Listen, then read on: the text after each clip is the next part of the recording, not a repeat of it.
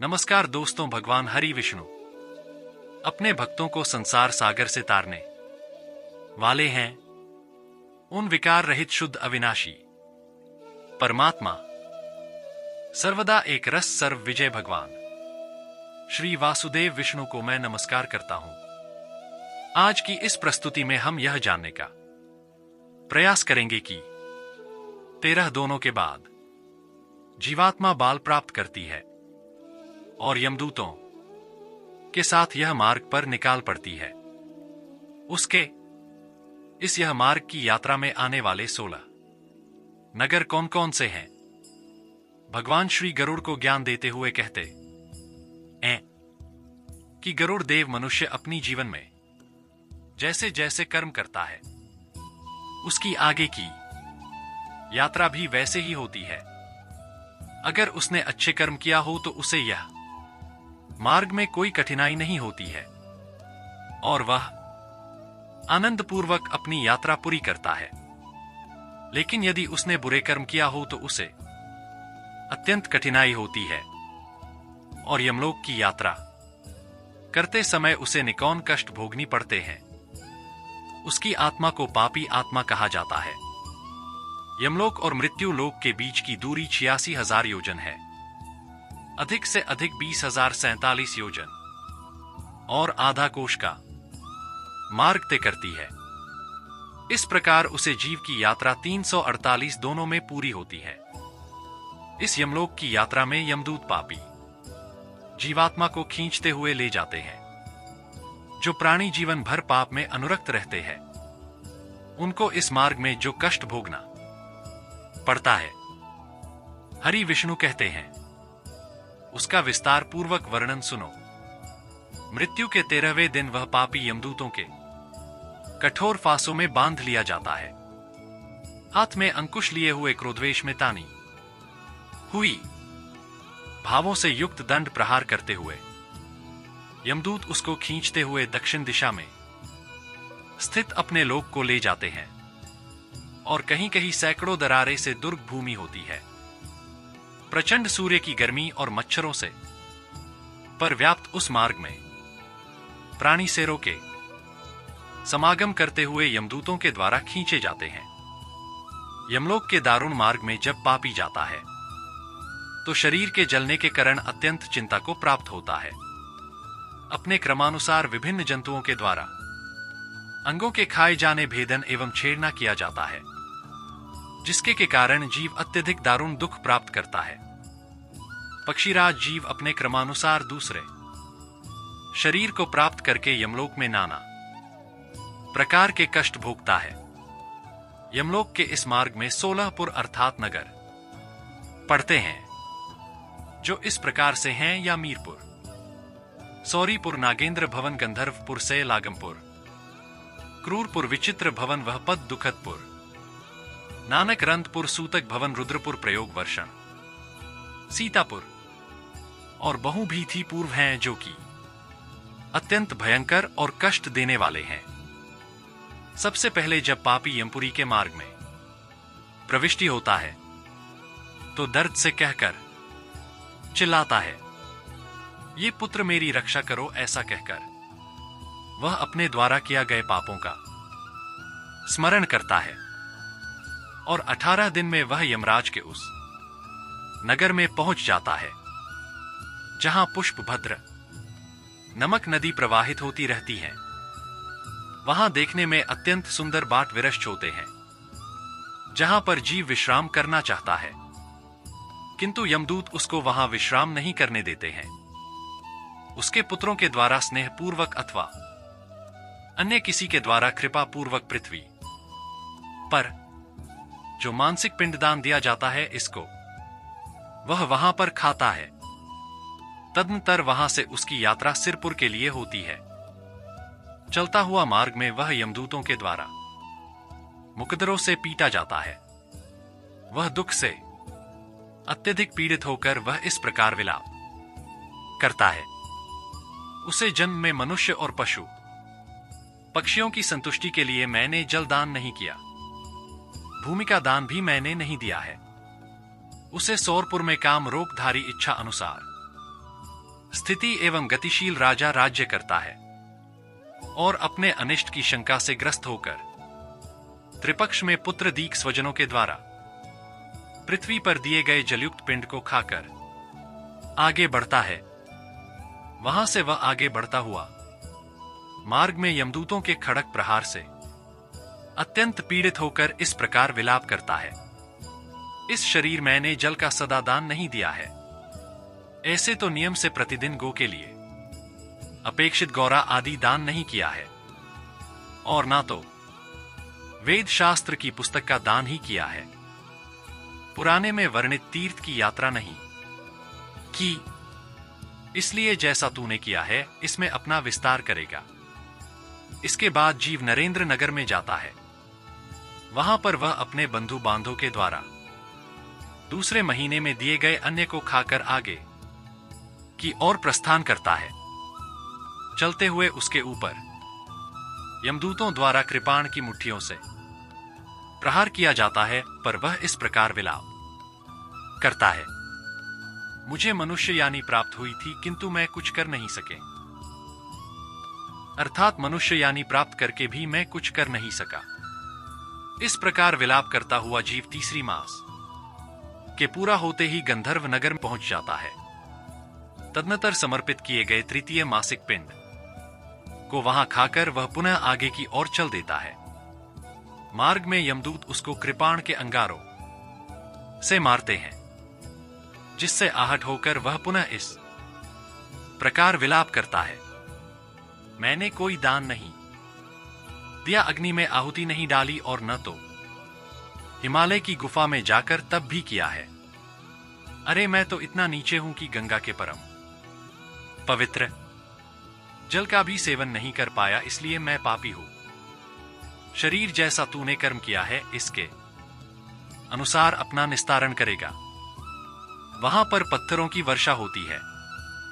पुत्र के द्वारा दिए गए चतुर्थ मासिक पिंड दान खाकर श्रद्धा को प्राप्त कर वह जीव सरकते हुए चलता है, किंतु पत्थरों के प्रहार से अत्यंत पीड़ित होकर वह गिर पड़ता है और रोते हुए यह कहता है, मैंने न तो ज्ञान मार्ग लाभ लिया है। हे वत्स, मृत्यु के 5वें मास में वह क्रंचपुर पहुंच जाता है। उस समय उत्तम राधि के द्वारा दिए गए एमिशन मानसिक श्रद्धा के पिंड और जल का सेवन करके वहां एक घड़ी विश्राम करता है।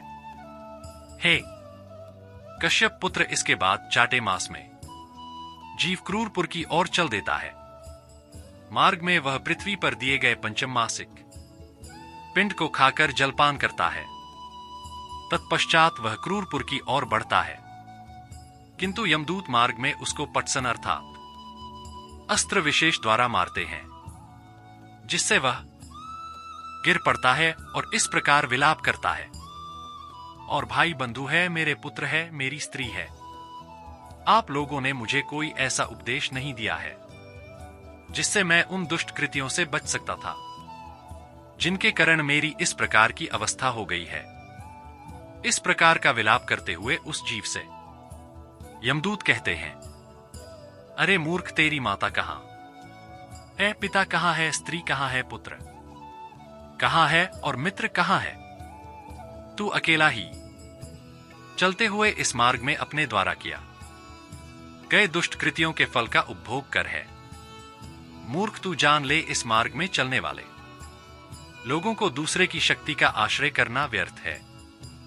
यहां अनेकों के संगीत बजते हैं, वहां केवल सुवेम कर्मा अर्जित पुण्य ही साथ जाता है। तुम्हारा तो इस मार्ग से जाना निश्चित है। जीवेश मार्ग में किसी कर्म विक्रय के द्वारा भी नहीं जा सकता। अपेक्षित सुख साधन का संग्रह नहीं किया जा सकता। इसके बाद वह जीव विचित्र नगर के लिए चल देता है। रास्ते में यमदूत उसको सूखे प्रहार से आहट कर देते हैं, जिसके कारण वह दुखित होकर इस प्रकार का विलाप करता है, मैं कहां चल रहा हूं, मैं तो निश्चित ही अब जीवित नहीं रहना चाहता, फिर भी जीवित हूं। मारे हुए प्राणी की मृत्यु पुनः नहीं होती है। इस प्रकार का विलाप करता हुआ वह जीवात्मा शरीर को धारण करके विचित्र नगर में जाता है, जहां पर विचित्र नाम का राजा राज्य करता है। वहां पर वह जीव पिंड से अपनी सुधा को शांत कर आगे आने वाले नगर की ओर चल देता है। मार्ग में यमदूत उस जीव पर भले से प्रहार करते हैं, जिससे दुखी होकर वह इस प्रकार विलाप करता है, मेरे माता पिता भाई पुत्र कोई है अथवा नहीं है जो इस दुख के सागर में गिरे हुए मुझ में पापी का उद्धार कर सके। ऐसा विलाप करता हुआ वह जीव मार्ग में चलते रहता है। जैसे ही मृतक उसे नदी के तट पर पहुंचता है, वैसे ही वहां पर नाम वाले मल्ला आदि उसको देखकर यह कहते हैं कि यदि तुमने बेहतरीन गौ का दान दिया है तो इस नाव पर स्वयं सवार हो जाओ और सुखपूर्वक इस नदी को पार कर लो। जिसने वैतरणी नामक गौ का दान दिया है, वही सुखपूर्वक इस नदी को पार कर सकता है। जो व्यक्ति ने बेहतरीन गौ का दान नहीं दिया है, उसको नाविक हाथ पकड़कर घसीटते हुए ले जाते हैं। तेज और नुकीली कोंच से कौवा तथा अपनामक पक्षी अपने प्रहार से उसे अत्यंत व्यथित करते हैं। हे पंछी राज, अंत समय आने पर मनुष्यों के लिए वैतरणी का दान ही हितकारी है। यदि प्राणी अपने जीवन काल में वैतरणी नामक गौ का दान देता है, तो वह समस्त पापों को विनाश कर देती है और उसको यमलोक न ले जाकर उसे विष्णुलोक को पहुंच देती है। 7वां मास में वह जीव मृतक भवाभद्र नामक नगर में वह जाता है। वहां पर सप्त मासिक शोधन पिंड का सेवन करके आगे बढ़ते हुए पारेख के आघात से पीड़ित होकर वह इस प्रकार विलाप करता है, यह शरीर मैंने दान आहुति सब तीर्थ स्नान तथा परोपकार आदि सक्रिय जीवन पर्याप्त नहीं किया है। मूर्ख, अब जैसा तूने कर्म किया है वैसा ही भोग कर। हे पक्षीराज, इसके बाद वह जीव 8वीं मास में दुखदपुर पहुंचता है। वहां वह स्वजनों के द्वारा दिए गए अष्टमासिक पिंड और जल का सेवन करके नानाकरंद नामक नगर की ओर प्रस्थान कर देता। मार्ग में चलते हुए मशान घाट से पीड़ित होकर वह इस प्रकार विलाप करता है, मनोविज्ञान के बीच मेरा भजन होता था और कहां भला बछिया तथा मुसले के द्वारा मुझे मारा जा रहा है। इस प्रकार विलाप करता हुआ वह जीव नवीनपुर पहुंच जाता है। तदांतर 9वें मास में पुत्र द्वारा दिए गए पिंड का भोजन करके वह नाना प्रकार का विलाप करता है। तत्पश्चात यमदूत 10वें मास में उसक सुताप्त भवन ले जाते हैं। मार्ग में वे उसको हल से मारते पीटते हैं, जिससे आहट होकर वह इस प्रकार विलाप करता है, ऐ कहा मेरे पुत्र अपने कोमल कोमल हाथों से मेरे पर दबाया करते थे, और कहा आज इन यमदूतों के वज्र के समान कठोर हाथों से मेरे पर मारकर मुझे निर्दयता पूर्वक घसीटा जा रहा है। 10वें मास में वहीं पर पिंड और जल का उपभोग करके वह जीव पुनः आगे की ओर सरकने लगता है और वह रौद्रपुर पहुंच जाता है। मार्ग में यमदूत जैसे ही उसकी पीठ पर प्रहार करते हैं, वह चिल्लाते हुए इस प्रकार विलाप करता है, कहा मैं रुई से बने हुए अत्यंत कोमल गद्दे पर लेटकर प्रतिक्षण करवटें बदलते थे, और कहा आज यमदूतों के हाथों से निर्दयता पूर्वक मेरी जान जा रही है। लाठियां के प्रहार से कटी पेट से करवट बादल रहा हूं। ए पक्षीराज, इसके पश्चात वह जीव पृथ्वी पर दिए गए जल सहित पिंड को खाकर प्रयोग वर्षण नामक नगर की ओर प्रस्थान करता है। रास्ते में यमदूत कुल्हाड़ी से उसके सर पर प्रहार करते हैं।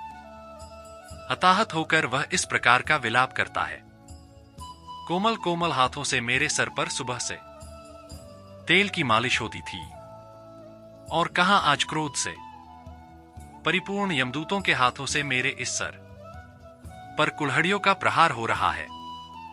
इस प्रयोग वर्षण नामक नगर में वह मृतक श्रद्धा का दुख पूर्वक उपभोग करता है और वह सित नगर की ओर चल देता है। मार्ग में बढ़ते हुए उस मृतक को छुरी से काट डालते हैं, जिससे दुखद होकर वह इस प्रकार विलाप करता है। अरे कहां परस्पर प्रिय वार्तालापों के द्वारा इस जीव के रस माधुरी की प्रशंसा की जाती थी, कहां आज मुंह खोलना मंत्र पर ही तलवार के समान छुरी आदि के द्वारा मेरी इस जीवा को काटा जा रहा है। वह मृतक वार्षिक पिंडों तक तथा श्रद्धा में दिए गए अन्य पदार्थ का सेवन कर आगे की ओर बढ़ता है। भगवान कहते हैं, हे पंछी राज, वह मार्ग में अपने पाप का वर्णन और स्वयं की निंदा करता है। यमपुरी के इस मार्ग में स्त्री भी इसी प्रकार का विलाप करती है। इसके बाद वह मृतक अत्यंत विकट की स्थिति में यमपुरी जाता है। वह यमलोक 44 योजन में फैला है। उसमें श्रवण नामक 13 प्रतिहार हैं। उन प्रतिहारों को श्रवण कर्म करने से प्रसन्नता होती है, अन्यथा वे रुद्रा होते हैं। ऐसे लोक में पहुंचने के पश्चात प्राणी मृत्यु काल तथा अंत तक आदि के मध्य में स्थित क्रोध से लाल लाल नेत्रों वाले काल पहाड़ के समान भयंकर आकृति से युक्त यमराज को देखा है। विशाल दांतों से उनका मुखमंडल बहुत ही भयानक लगता है। उनकी भावभंगी रहती है, जिससे उनकी आकृति भयानक प्रतीत होती है। अत्यंत विकृत मुखाकृतियों से युक्त सैकड़ों व्याधियों उनको चारों ओर से घेरे रहती हैं। उनके एक हाथ में दंड और दूसरे हाथ में भैरवश रहता है। यमलोक में पहुंचा हुआ जीव यहां के द्वारा प्रवेश कराती है, बताई गई शुभ अशुभ गति को प्राप्त करता है, जैसा मैंने तुमसे पहले कहा है। इस प्रकार की पाप मुक्त गति पापी जीव को प्राप्त होती है।